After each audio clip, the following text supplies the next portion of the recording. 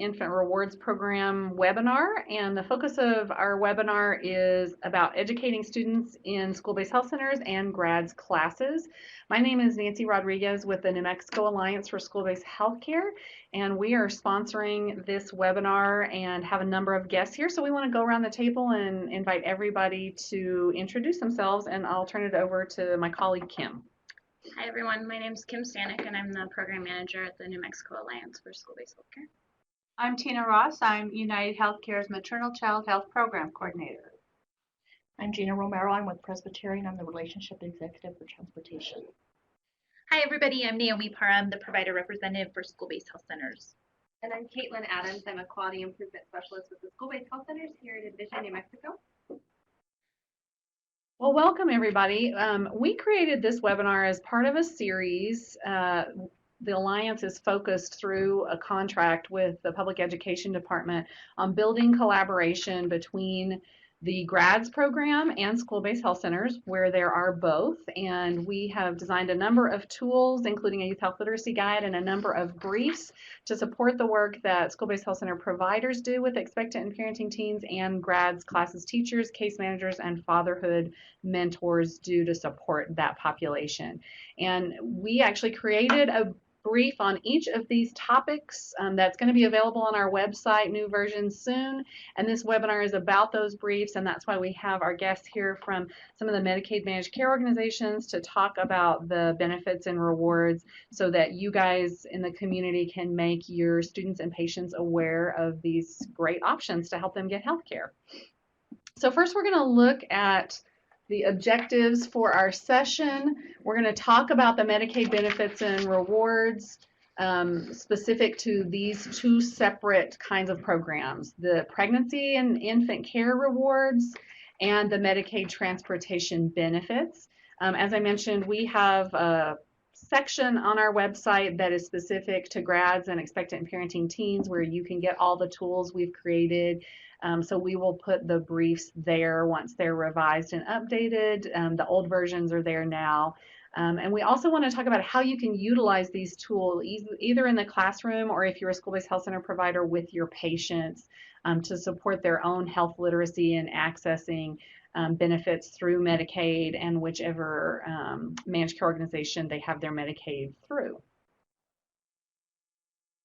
So as I mentioned, we have a contract at the New Mexico Alliance for School-Based Healthcare with the Public Education Department to support expectant and parenting teens. So our focus primarily is on building collaboration with the grads programs and school-based health center to improve healthcare access. And what we have heard from grads teachers in particular, but also from school-based health center providers, is that expectant parenting teens have a high need for health literacy because they have to be concerned with their own health care and then now the health care of their infants. So we are trying to create tools to improve this critical skill set for this particular population.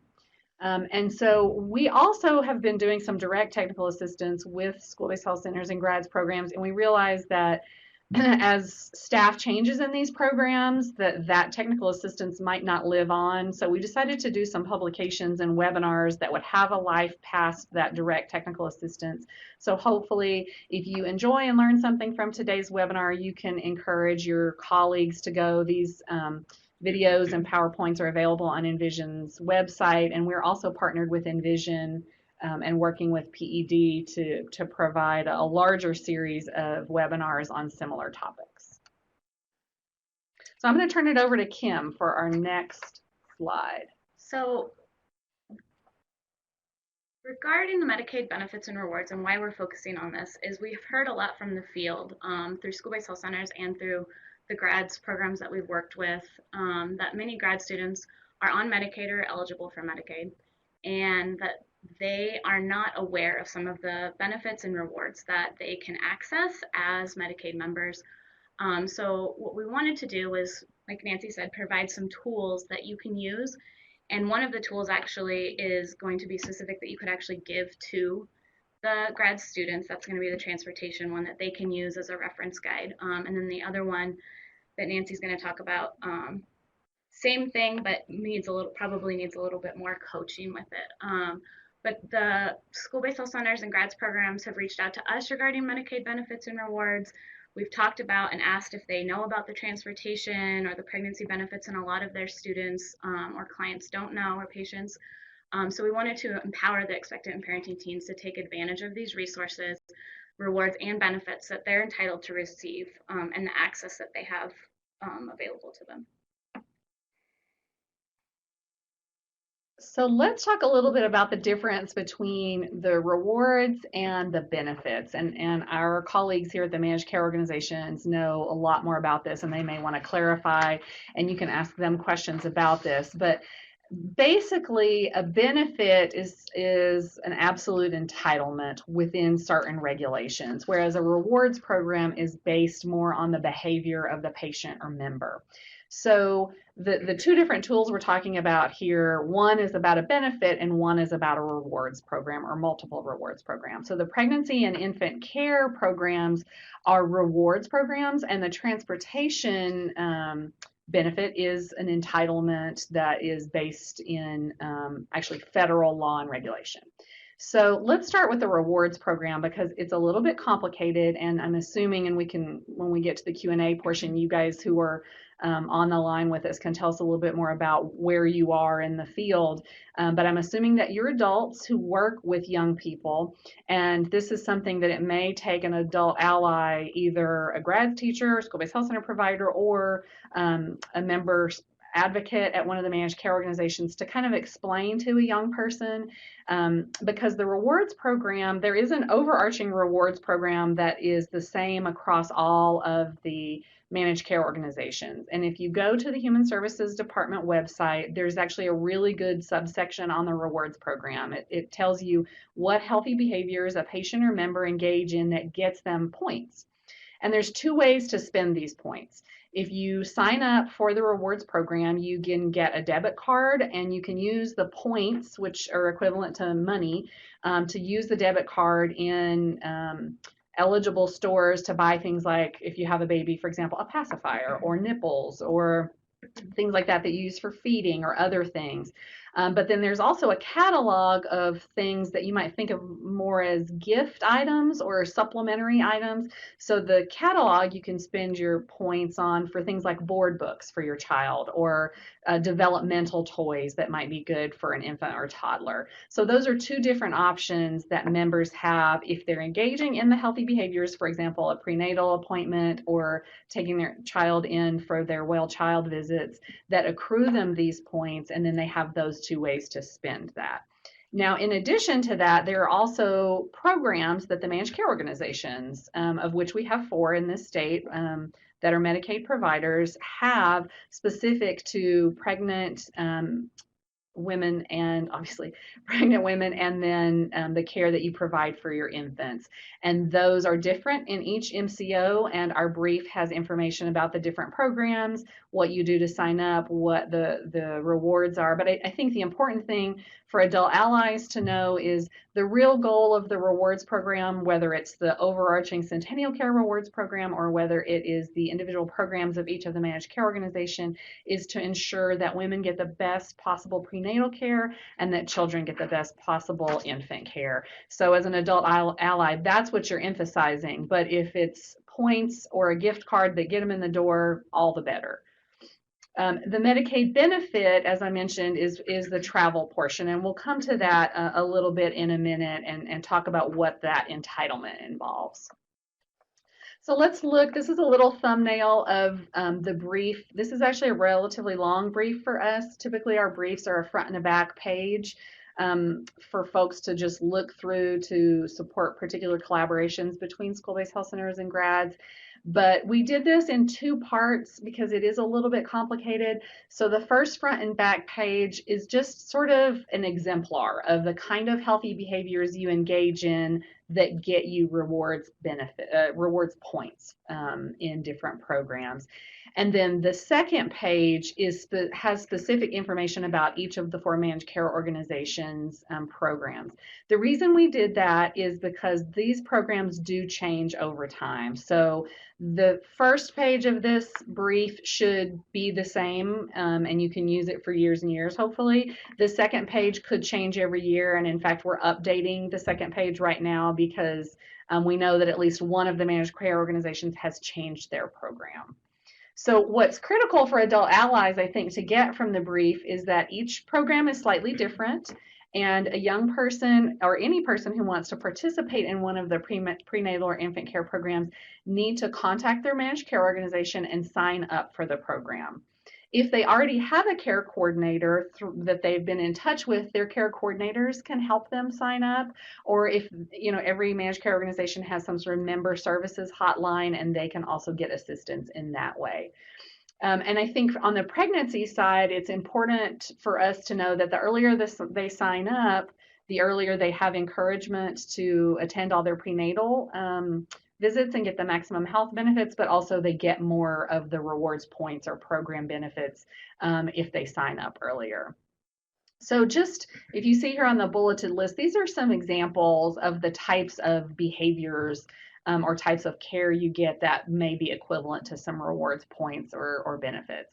So if you make your prenatal visits, you could get rewards. If you attend a child care education class or a pregnancy and birthing class, there may be rewards associated with that, and that may be an in-person class or telephonic counseling or an online class. Once the baby is born, if you're taking them for their well child visits as recommended, you might get rewards for that. And then if you're getting the recommended vaccine on the recommended schedule for the baby, you may have rewards associated with that. So up in the upper right corner of this slide, you see a picture of what the debit card looks like that the Centennial Care Rewards program has. And this slide is really about some quirks for you adult allies to know about to help students navigate the system. So I just wanted to run through these really quickly, and some of them I've kind of touched on a little bit already. So when rewards are associated with this debit card, technically there's no sign up. You're automatically entitled to participate in the Centennial Care Rewards program if you're a Centennial Care member.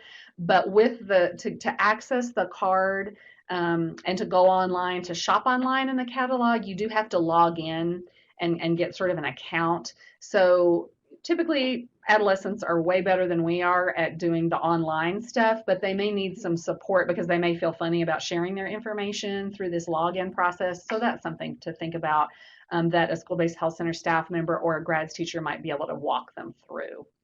The other thing that is available in the Human Services Department web portal is a listing of where you can use the debit card and where it's accepted and what kind of items can be purchased. I don't think any of us would want to see a young person go try to buy something that they couldn't really use the card for, or go to a store where it wasn't accepted. So that might be something you could go over with your students or patients. And at present, the Human Services Department has the program set up so that if you're 17 or under in age, your points may or will be accruing to your parents.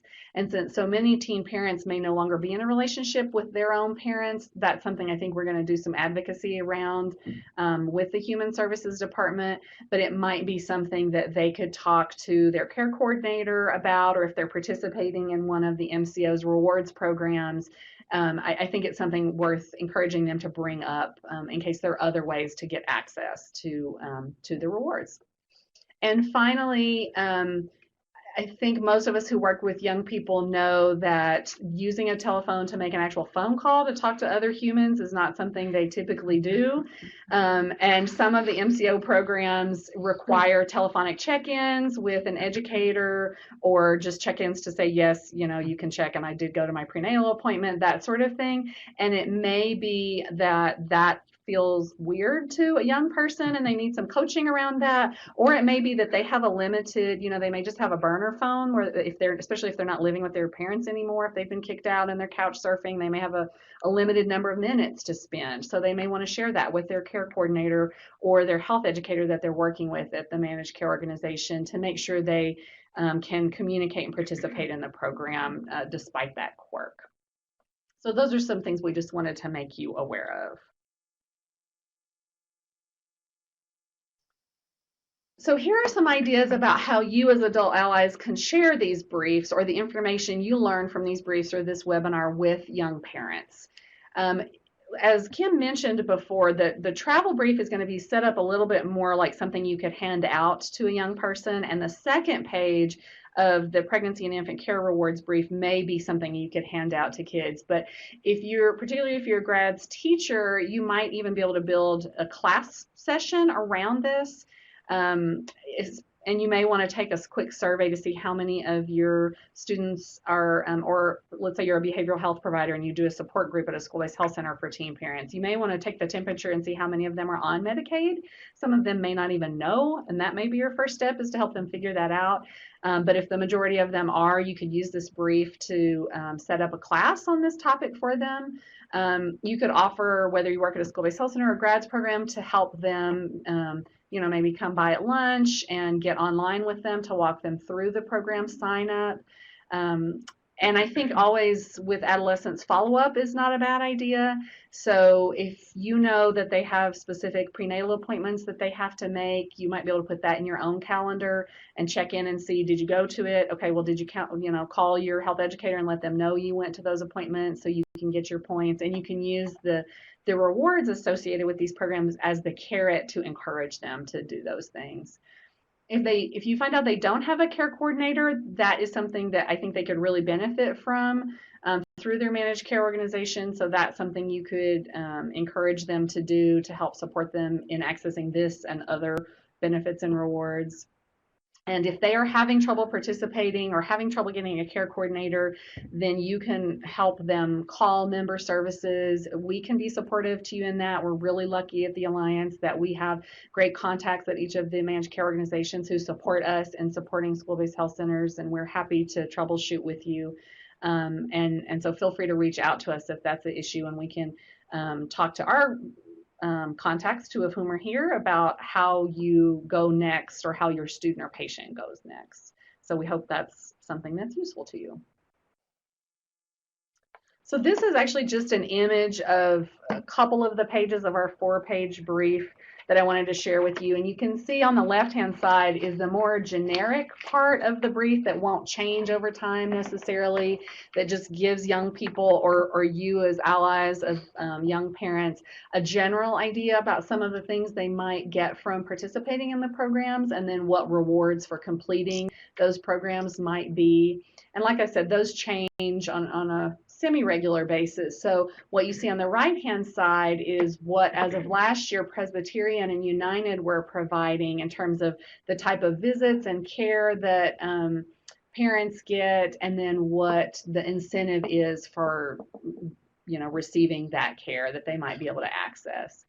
And like I said, we'll be updating this between now and the beginning of the school year. So if you're looking to maybe build this into one of your classes for next school year if you work with grads, or if you're a school-based health center provider and you're going to have expectant and parenting teens that you see either in a support group setting or as an individual, these are tools you can download at the beginning of the school year and have to provide to those young patients and students. And now I'm going to switch over to Kim, and she's going to tell us a little bit about the Medicaid transportation benefits. Hi.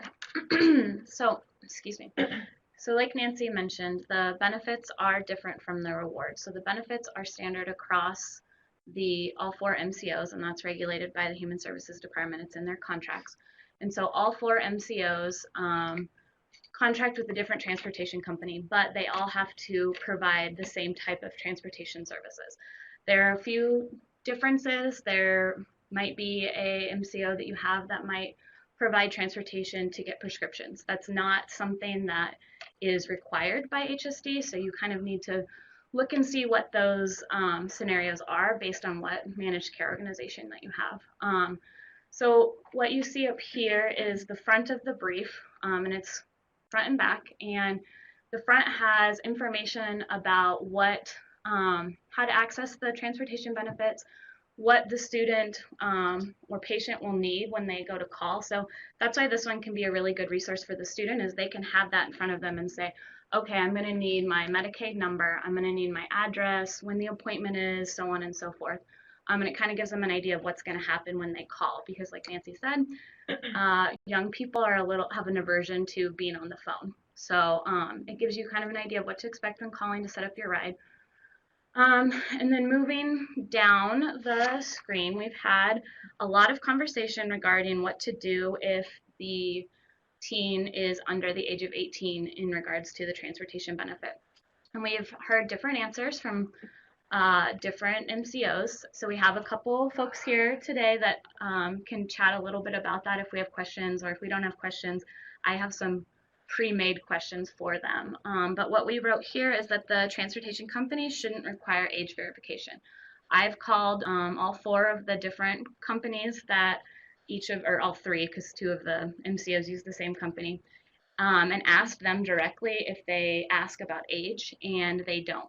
They said, no, all we ask for is the Medicaid ID number. We don't ask for age. And I said, even if this, and so I gave different scenarios. So that's why we wrote that little disclaimer there, that they shouldn't ask, and if they do, to kind of advocate for yourself and say, well, I know that this is a benefit that I can access through, Medicaid, and I'm a parent and I need to get my child to an appointment. So that's something that, as a case manager, a provider, or a teacher, you can really empower those youth to do when they do make that phone call. The other important piece on the front of the side is the care coordination piece, and we put the phone numbers for all 4 of the MCOs for where to call to get a care coordinator set up. So if they don't already have a care coordinator, I would really encourage you to sit down with them and see if they can call and set up a care coordinator. If you're a provider, that's a number you can call as well to request a care coordinator for that particular patient. So that's the front of it. It kind of gives you the overview of how the benefits work. And if I could just add, we are hoping to do a brief just on care coordination next year, if that's something that PED is interested in us doing, because I know that piece in and of itself can be confusing. We've heard from folks, because there, again, with minors, everything gets a little bit more complicated. So there may be, if you're encouraging someone to call to get care coordination, they may have to do certain assessments, and then there may be a requirement that their parents be involved or not. So be prepared for that.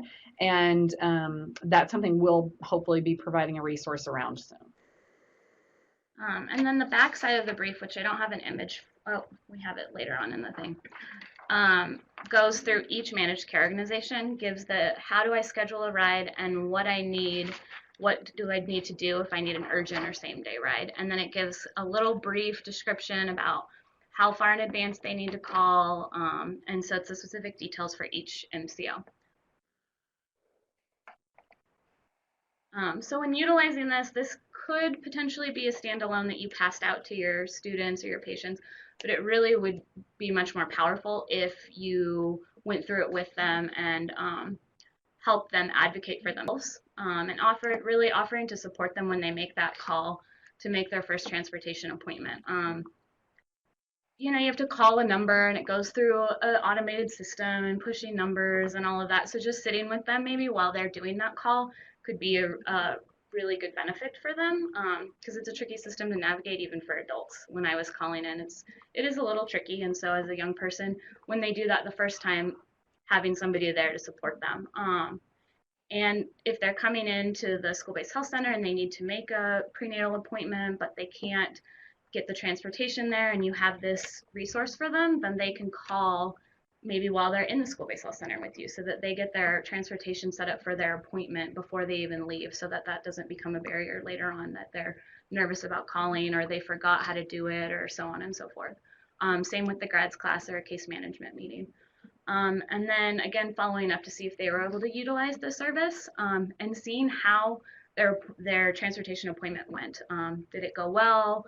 You know, were the people respectful? Did you get to and from? What was the time like? Just kind of following up and making sure that that service was provided to them effectively. And then again, encouraging them to request a care coordinator, because that care coordinator can help them with this process as well. So we know that you guys don't have tons of resources and time available, and a lot of you wear multiple hats. So that care coordinator can really be a resource to help that teen parent access some of these resources. So this is just a picture of the front and back. So the back, you can see that it has all 4 MCOs on there and their contact information. We've sent this around to all the MCOs, and we've gotten feedback and made sure that the information is accurate. And this will be up on our website soon. So we're just finishing the final process of vetting it and making sure that everything's accurate. And yeah, I think that's pretty much it for that piece of it. I have some questions for some of our MCO reps here, if we want to move into that, or we can see if there's any questions from anybody who's on the line before I jump into mine, because they might be the same questions other folks are thinking of. Let's do that. Let's see if the folks on the call or on the webinar, I don't know if folks even have audio access, but if they do, this would be a great time. And then if they don't have specific questions, we can ask each of our guests to speak to the programs or for anything we've missed or if we've miscommunicated anything.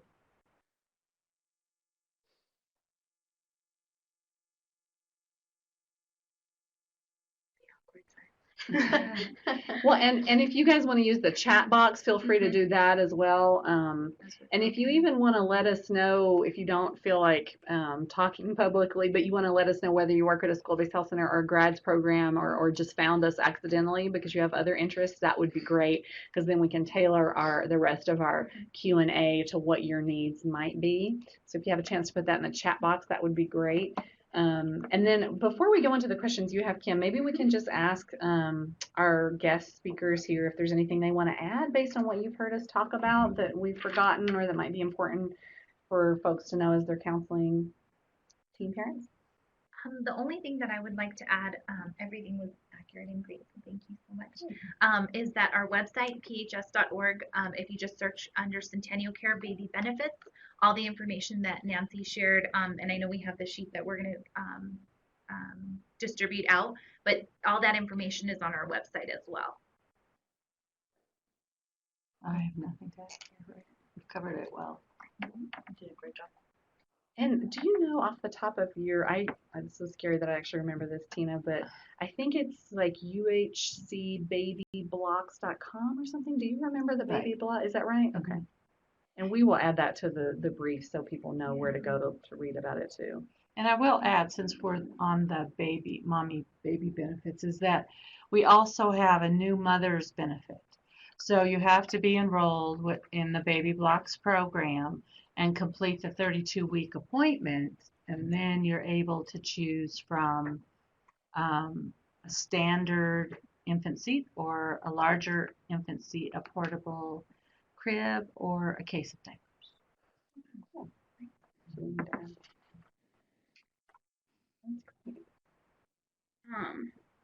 Okay, well, let's go into your questions, Kim. Okay. Let me ask Michelle. I'm sorry, I need to put my readers on. I can't see that far. Has anybody indicated their affiliation? Okay, fine, people. If you don't want to out yourselves, we're just going to ask questions we think will be useful, and we hope they will. Yeah. I can ask some questions that I've heard in the field, so at least these are not my own personal questions that I come up with in the middle of the night. But what would be tips from each of your MCOs, and of course they're going to be different for everybody, but for the transportation, what are your tips for accessing the transportation benefits? The easiest way to access for United Healthcare is to call that member services line that's on the back of their card. So it's important that the expectant moms and the parenting teens carry their Medicaid cards with them. They should just always have them, and that transportation number and the member advocate numbers on the back of that card, and then they can call and say they need help with transportation, And that's really the only call they would have to make. They wouldn't have to go through that whole system because the member advocate is going to do it for them. That's great to know. Thank you. Anything from the So press it's side? actually the same thing with Presbyterian. You call our member service line and they can walk you through. They will actually do a warm transfer to Right. Superior and help them assist getting the members. And I think that's something we would encourage any adult supporters of expectant and parenting teens to do anyway. And we have some tools around that. Is back to what Tina mentioned, is either carrying your own card or at least making a photocopy of it if the parent doesn't want to let you have it because they're afraid you're going to use it. For some teenagers, that means taking a picture of it with their phone, both sides of it. And Caitlin created a really beautiful tool that's part of our Youth Health Literacy Guide, which is on our website, that is how to read your insurance card. And part of it is if you're privately insured, and the other part of it is for a Medicaid card. So if you wanted to have that tool in your school-based health center or in your grad's classroom, then you could encourage them to carry their card, print that tool that Caitlin created that's part of the Youth Health Literacy Guide, and go over that with them. To encourage them, because that's, I mean, this is a pretty high level health literacy thing we're asking for young people to participate in these programs. So you might have to back up a few steps. Here is how you make a phone call. Here is your Medicaid card. And I'm not trying to be condescending, because I think there's a lot of adults who don't know how to do that. You don't know how to do it until you need to do it. And these teenagers are in a unique position of they have to know how to do it right now. So the more support we can give them, the better. And there's other tools in the Youth Health Literacy Guide that you might find useful to share with them to, you know, improve their skill set in health literacy so they can do something at this level of complexity. Another question, and I briefly mentioned this earlier, is the 18 and under component. That if you're a minor, can you access this transportation benefit as a Medicaid member through any of the MCOs? So I'm going to ask specifically what Presbyterian's, not stance, but practice, thank you, what their practice is for a member who is a teen, expectant teen, and is 16 and is calling to access the transportation benefit to get to one of their prenatal appointments. If that's an issue that they're a minor, how you guys handle that? There is a waiver that they do need to have signed by the parent, but it's not an issue. There shouldn't be any issues with that. Is that waiver available on the website? Or no, I'm not sure. It's okay. I haven't been able to find the waivers, so for any of the MCOs, so it's not something that's specific to one or the other. I haven't been able to find the waivers one way or another. I did. Naomi, do you want to talk a little bit about the confidential services and how you guys worked with that? Part of the law. The law. Oh, I don't have it handy with me. Do you have what I had sent to you? I don't have it specifically. We can say what we know is that Sorry. teens are able to access reproductive and behavioral health services without the consent or presence of an adult. Given that, because transportation is a Medicaid benefit to all, it would be expected that they can access transportation in order to go to reproductive health or behavioral health appointments. And what we have learned, and this is not uncommon in supporting expectant and parenting teens, is that it's a small enough population, even in a state like New Mexico with a high teen birth rate, that lots of bureaucracies and processes and policies are created that are really not fleshed out or maybe not teen friendly. And I think the waivers are an example of that, if I may be so judgmental as to say that when you're looking at something like transportation, the contractors want there to be a waiver for legal liability purposes, but there's so few teen parents, number one, and then there's so few teen parents who are accessing the travel benefit that maybe no one has ever even created a waiver, that it might be an idea that folks thought needed to be in place to protect themselves from a legal standpoint. But so I think as the Alliance, what we would recommend for adult allies of teen parents is don't tell the teen parents to ask about a waiver. if the organization, either the MCO or the transportation subcontractor needs a waiver, they'll tell the young person, or someone in the member advocate or member services will talk to them about it. If you go looking for a form, someone's going to go try to find it for you. And so it's, if they have a form, if it does truly exist, which we suspect it may not, then they will find it and get it to people when they call member services to try to access the care. But we think at this point it's probably not necessary. That's why I would say for any MCO is to have the teen or the adult ally to call the member services and ask for the member advocates to get help with transportation. And that way they don't have to go all through that. Now, I will say that if once that appointment is made and they're utilizing it, if they run into problems in the field, as was mentioned before, they need to self-advocate, which can be difficult that first time around, but they have a right to transportation. The rest of the details can be worked out. They have an appointment. They have rights to that. They need to just assert that for themselves. And they can always reach out to the care coordinator, even in the field.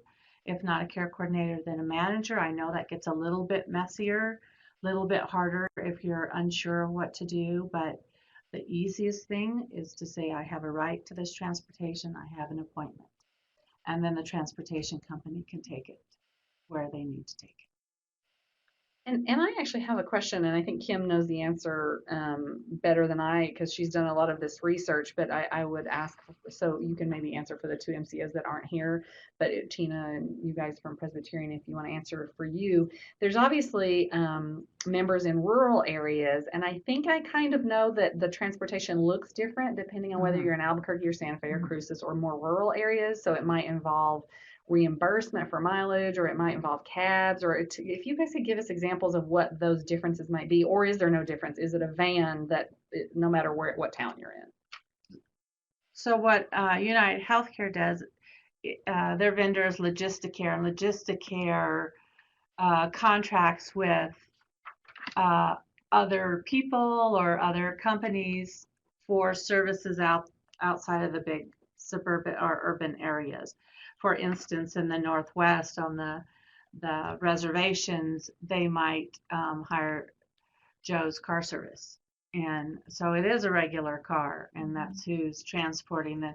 But they try to cover all, that's the agreement, that they cover all the places that we service, which is the entire state of New Mexico. Now, there is reimbursement. So for instance, for our members living in rural or frontier areas who have to travel a distance to go somewhere, they can choose to take their own vehicle and then get reimbursed for mileage. They are given a mileage log. They record the hours. It has to be signed by the endpoint provider that they have the appointment with. Often people like to do that themselves. It is because it's money back in their pocket, essentially. It's so much per mileage. They do have to make an appointment. They still have to call into Logisticare and say, we want to be reimbursed. We're taking this appointment to this person. It still has to be checked out by Logisticare, and then they can get reimbursed. And we didn't include that on the brief because that is very complicated. So we included the basic numbers and the basic information about accessing transportation, but thank you for bringing that up because I think that's something that young people need to know, especially in those rural and frontier areas, that if they have to come up to UNM Hospital to deliver their baby, that there's benefits that they can access to do that. And we did have a question from the team. Will the transportation company contact the member about the ride? And if this is, she was just wondering how this might impact confidentiality. So like, is there a follow-up call once you call and you set up the appointment? Is there a reminder or something that the parents might hear, or so it would break confidentiality? I think is that. I don't think there are follow-up calls. Do you guys know? They can call in to confirm their appointment, but I can take that back, but I don't think they are. Yeah.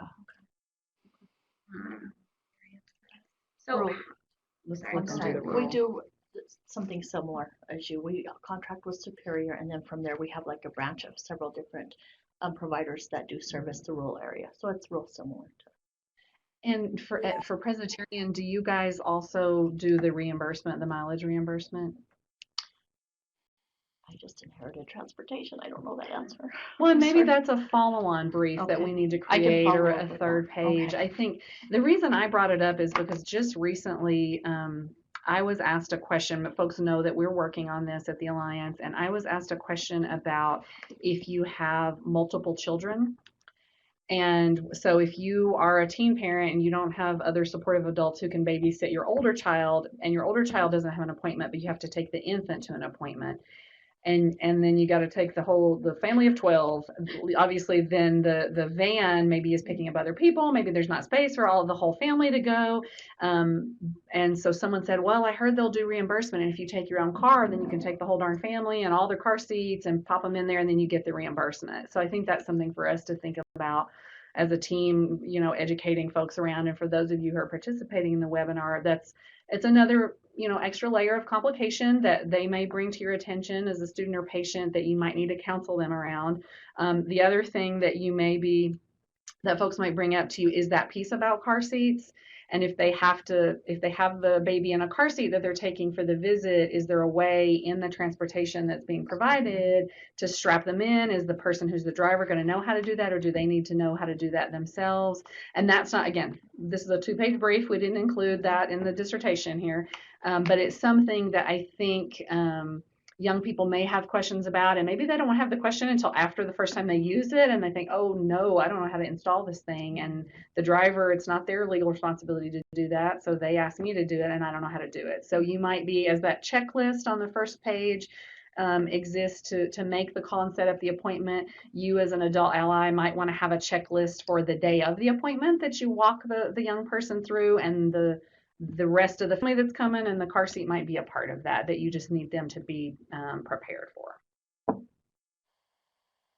Another question we've gotten is, can the young person be picked up at school to go to their prenatal appointment and then be dropped back off at school, or does it have to be at their residential address? Or can you pick me up on the corner of Coors and Alameda? I'm trying to think of a corner,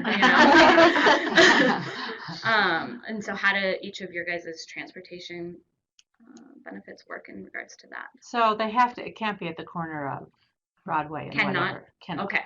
It has to be at a place that has an address. Okay. It has to be at a place that has an address. Now, I will say that we've had some stumbles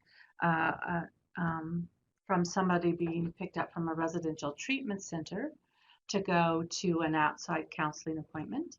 And because of where they were being picked up, the driver was not comfortable with doing that.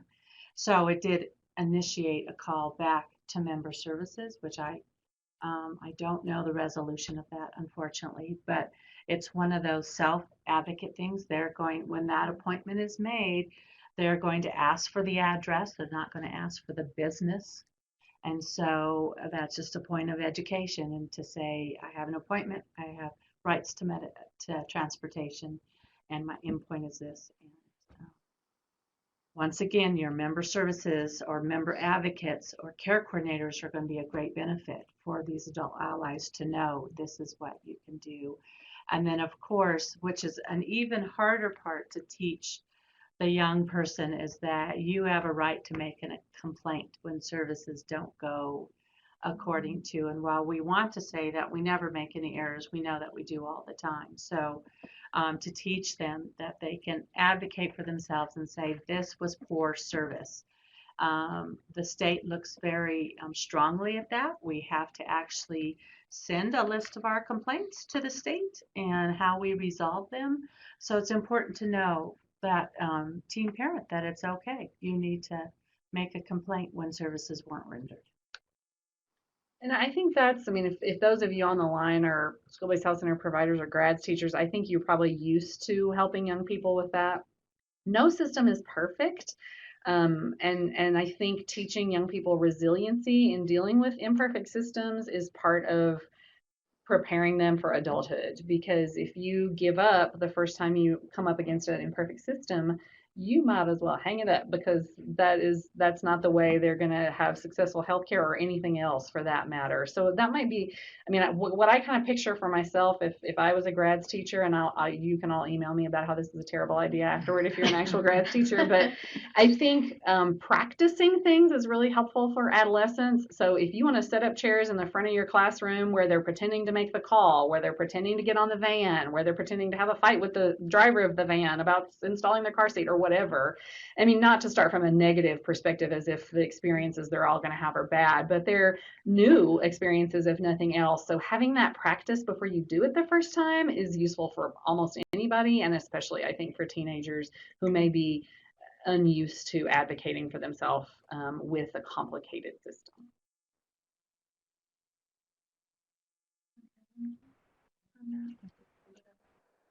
Basically the same.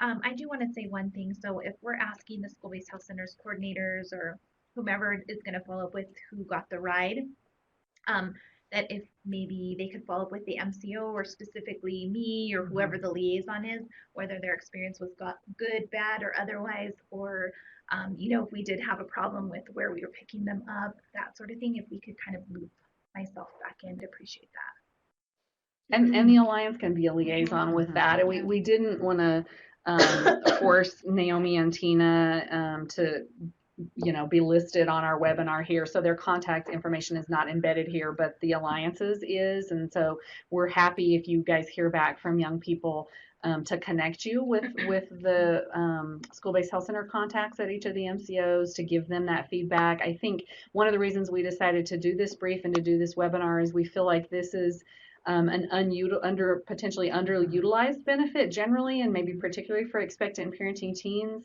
And given the fact that teens are uniquely not able to get driver's licenses until a certain age, they might be even a better beneficiary of this service than an adult. We felt like it was important to share, but it could be that, it's happened 2 times that teen parents in the state of New Mexico have used this benefit, but we hope that increases if it's helpful to them. And maybe we will get some feedback that could improve the care. And our experience at the Alliance has been that the managed care organizations, and I'll just embarrass you guys while you're sitting here, is that they are really interested in providing the best possible care and whatever benefits support that care and support the eventual health outcomes. So they're not averse to hearing constructive criticism and making improvements where they need to be for this potentially vulnerable population. So we really encourage you to share that with us, and we can either share it back with them or put you directly in contact with these folks. Well, thank you guys for coming today. And the other 2 managed care organizations, and you see this on the brief that's in front of you, are Molina Healthcare and Blue Cross Blue Shield. And we have school-based health center liaisons at those 2 agencies. They're not non-participants today for any negative reason. There's just only so much room in this webinar for a number of humans. So we can put you in touch with them as well. And like I said, the briefs will be coming soon, but feel free to look at our website for other resources and contact us if you have questions. And since it seems like the folks in the webinar, we'll give them one more chance. If any of you participating have any other questions, maybe here are some guiding reflection questions, or if there's anything else before we sign off that you'd like to ask us, now is your chance. Hi, this is Teresa Bellinger, and what do you do if they're in fee-for-service, if they're not in an MCO, if it's your Native American students? Well, unfortunately, I don't know a lot about fee-for-service, but I do know this, that it sort of defines what it does by its name, fee-for-service, and that is not one of the benefits under fee-for-service, which is another reason that we encourage our Native American, not members because they're not members yet, but our Native American population to sign up with an MCO, because their benefits are much more under Centennial Care than they are for fee-for-service. So that's a short answer. There may be more to it than that, but I don't know, since that's not my line of business. The reason I'm asking, because I am the tribal liaison for Medicaid, and I don't know if you come up with Native American students who needs the transportation benefit, but it is a benefit. It is allowed. There are, they do need to contact either We Care, and that's a statewide transportation agency, or they can contact Doris Valdez here at the state, and she handles transportation. Direct transportation, setting up appointments? Not setting it up, but she can give you a list of agencies that do take fee-for-service clients, fee-for-service members, those that are not in an MCO, as well as how to go about getting reimbursement if you're in fee-for-service Medicaid.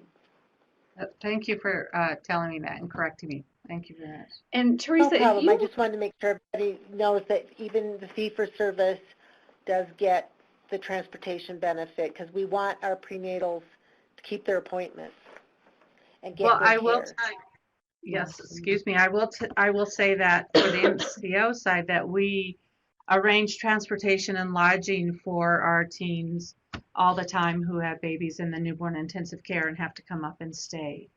So that is one way they get that transportation, because if they have to travel in, unless somebody's driving them in, there's the only way to get to Albuquerque and stay.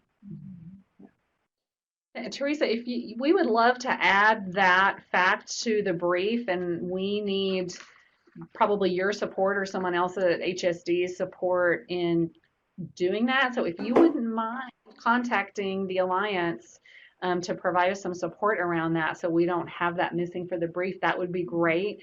Our website, and actually I'll click over here so you can see our website. NMASBHC has my email and Kim's email all over it, and if you wouldn't mind being a free expert, we'd love to take advantage of your expertise and make sure that, you know, both the kids and the adult allies have the full picture about what they can access. And I don't know, I can look a little bit more into the pregnancy rewards program too and see if that's the same as the transportation benefit. I don't know if you know about that. I know in some cases, depending on who your OB is, if you're a high risk, like Presbyterian has Precious Beginnings in the metro, at least I know, and that's more to do with your risk, your prenatal risk, than it is to do with your insurance package.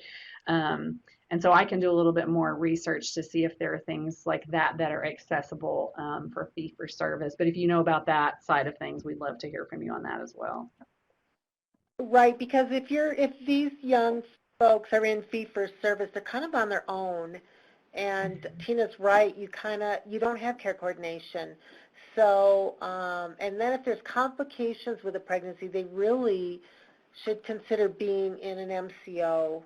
They can still keep their providers if it's IHS, but they just get that additional assistance with the care coordinator. That's really helpful to know. So looking at the references up on the slides, you have our website. The general website is nmasbhc.org, but then we have this sub-tab at this longer address that has our Youth Health Literacy Guide, all of the briefs we've already created and are hoping to create. There's also a couple of videos that are useful for folks who work. And if they're hopefully those are tools you can use. If there are tools that you feel like there's a need for in the community that we haven't created yet, please feel free to share that with us. If we can find a funding source to pay us to create it, we want to do that. Tina and I are both on the statewide advisory for expectant and parenting teens, and there are other groups like that that are looking broadly at all the systems in the state and how they support or don't support expectant and parenting teens. So please feel free to share with us also what is missing, because we want this population to have access to health care for themselves and their children. And I should mention that these publications that we've mentioned in today's webinar are funded through a federal grant from the Office of Adolescent Health that you see here that is passed through the Public Education Department of the state of New Mexico, and we thank them for their support of this important topic. And we thank our guest speakers for the managed care organizations, Presbyterian and United Healthcare, for being with us today. Any final questions from our guests or attendees? Or final remarks from you, folks? Anything we missed? No, just encourage them to one-stop shopping, go through their member advocates. Member advocates. All right. Thank you, everybody. Appreciate it.